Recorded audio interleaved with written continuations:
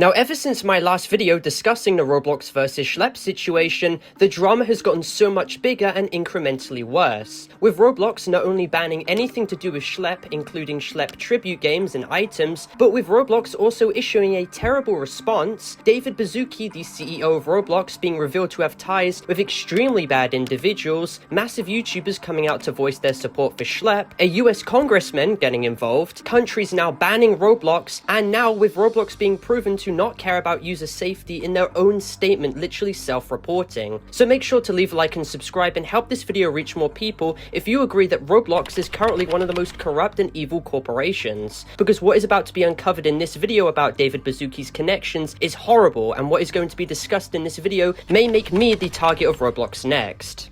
So as of the past few days, many large articles have been made talking about the absurdity of how Schlep was permanently banned off of Roblox and threatened with a lawsuit merely due to his catching series. As a result, Roblox's stock has continued to plunge and nosedive, and Roblox is getting horrifically clowned on in every one of their posts. However, Roblox itself has become even more malicious. Shirts made in solidarity with Schlep, as well as games commemorating his accounts, have been completely banned and wiped off the platform in a drastic attempt of Roblox trying to stamp out any dissent and to wipe anything supporting Schlep off of their site because they hate him. Massive YouTubers such as KreekCraft have even come out voicing how they may boycott the Roblox Developer Convention, with others suggesting that #FreeSchlep should be chanted at the venue. YouTubers such as CubeInc and even Flamingo have voiced their support for Schlep despite them being star creators too, showing how despite the hold Roblox may have on them, constraining them on what they can and cannot say, because of how morally egregious the situation has become, they are simply just not afraid in this circumstance to stand against the platform openly.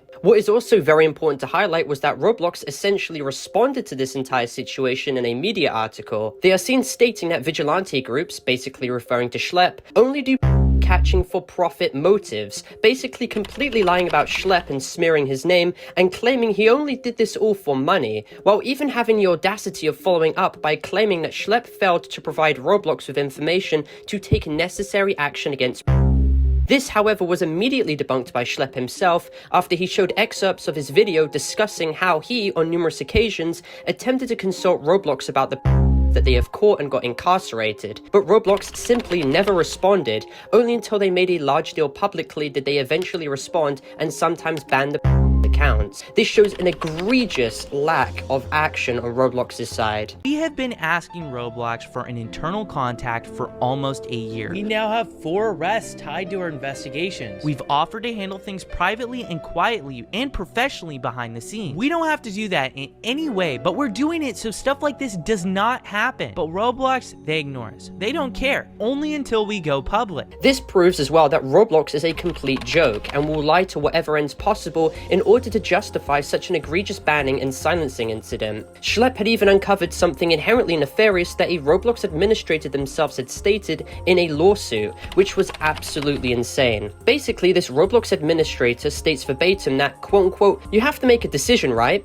You can keep your players safe, but then it would be less of them on the platform, or you can just let them do whatever they want to do, and then the numbers all look good and the investors will be happy. As others have stated, essentially Roblox just said the quiet part out loud. They are willing to throw the safety of their entire player base of predominantly children under the bus if that means that they can guarantee larger amounts of active users, which will please investors so they can continue to financially prosper. This is Roblox stating themselves in their own words that they couldn't care less about user safety and they couldn't give a f*** about it. So for these same people to now screw over Schlep, threaten him with litigation if he ever returns to the platform, ruin his stream of revenue to pay for rent, and then justify all of this by claiming that he should have consulted them in private is even a larger slap in the face. Roblox is only pretending to care now, but it's not working on anyone anymore. No one's believing these PR statements. And do you know when I highlighted that Roblox's stock is crashing currently? Well, Hoffman, the chief safety officer of Roblox, as highlighted by Guamgo, sold almost $1 million worth of shares very coincidentally before Schlep was wiped from the Roblox platform, which is very odd because it seems as if he might have known that banning Schlep would have caused pandemonium for the platform and would cause the public image they have to deplete even more, and of course then cause the stock to crash. Jandel highlighted that this sale was submitted many months ago in advance, being November 2024, but Ruben Sim is then seen stating in Twitter reply that the timing timing is even more extraordinary, as immediately after the sale took place, Schlep gets banned only later on August. Perhaps Hoffman would like to explain why Schlep was not banned before he sold his shares. Posts have even been getting extremely popular on Twitter, detailing how Qatar has just banned Roblox presumably after the huge fiasco that has just transpired, and now a US congressman has reached out to both KreekCraft and Schlep about user safety on Roblox too.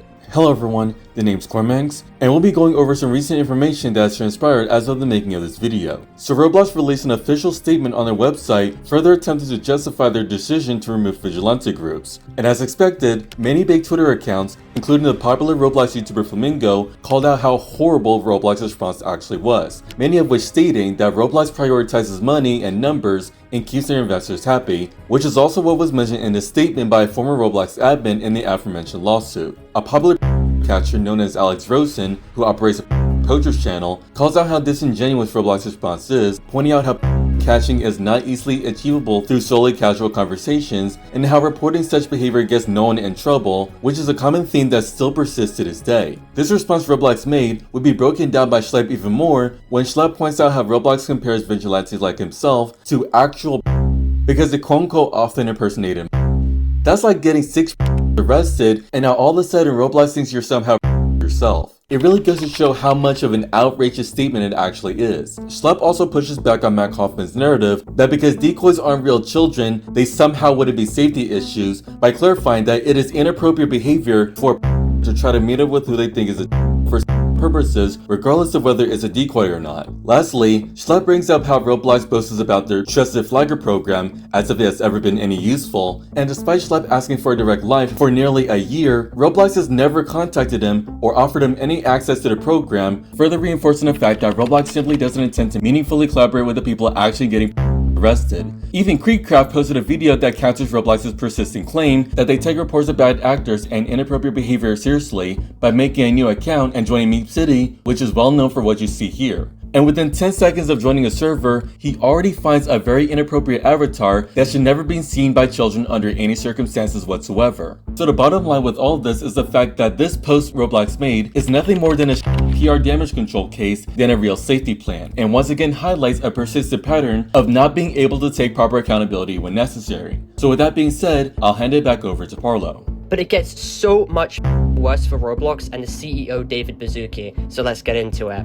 Now allow me to introduce you to Henry Kissinger. He was the Secretary of State for the US from 1973 to 1977 and was directly responsible for millions of Kissinger backed the of 300,000 Bangladeshis in 1970. Kissinger backed the of Chile named Augusto Pinochet, who imprisoned tens of thousands of people and was responsible for 3,000 people going missing. Kissinger backed the illegal Turkish invasion of Cyprus, which led to thousands of people. And Kissinger also backed the Indonesian Suharto and encouraged him to invade East Timor people with US military equipment, while also most egregiously encouraging the of Cambodia, which led to hundreds of thousands of people.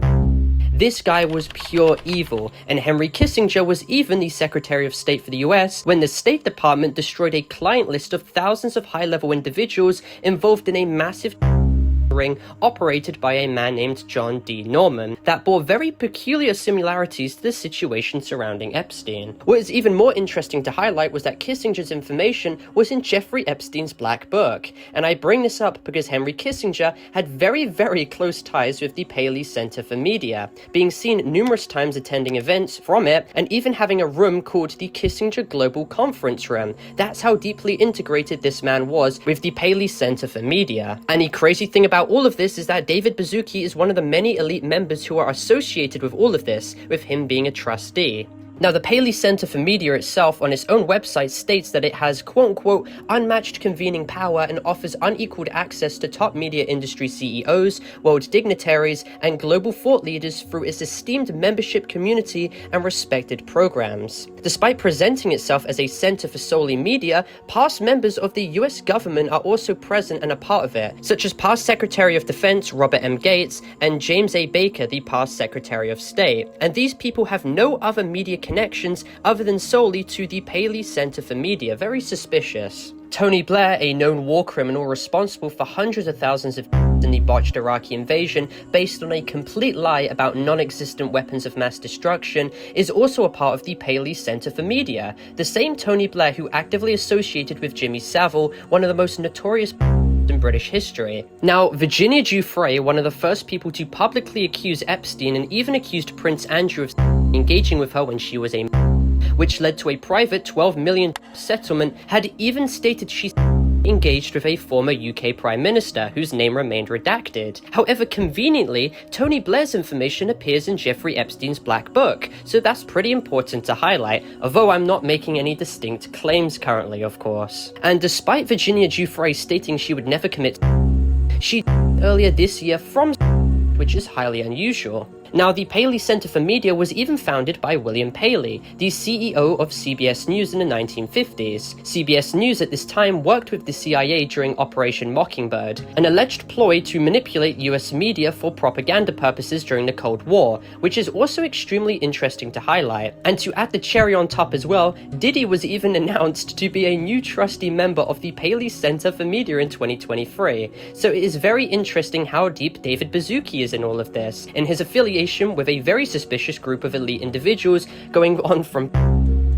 associates or even just straight up war criminals who have literally millions of people. David even attended the US inauguration of Donald Trump, and I think we know how close Trump was to Epstein in the 1990s, with him even calling Epstein a terrific guy, and even in an alleged birthday card given to Epstein on his 50th, stating, "Some enigmas never age, Jeffrey Epstein. Let every day be another wonderful secret," and that's totally not suspicious at all. I think with all these facts collectively considered, Mr. Bazzucki needs to do a lot of explaining, and I honestly wouldn't be surprised if they do their best to try and hide this video or slap me with a cease and desist to silence me about all of this. Roblox has shown no effort to rectify their mistakes, and are instead sticking with this terrible decision that is only going to make them look worse and worse as the days pass. This is embarrassing conduct, especially coming from a multi-billion-dollar corporation. But anyway, for clarification as this video ends, this video is not intended for hate, harassment, or cyberbullying whatsoever. This video is instead intended for educational and informative purposes only, going over the entire situation as a whole in a documentary-style context. I'd also like to clarify that this video is intended for more mature audiences as well, as more mature themes are actively being discussed. So viewer discretion is of course advised. All necessary content has been sufficiently blurred, and this video complies with all of YouTube's community guidelines. So with that all being said, thank you all for watching. Make sure to leave a like and subscribe if you're new, and comment your opinions down below about this situation, and join my Discord server to get any updates. My Discord server is discord.gg/Parlo. And with that being said, thank you all for watching, and I'll see you all in my next video. Goodbye. Do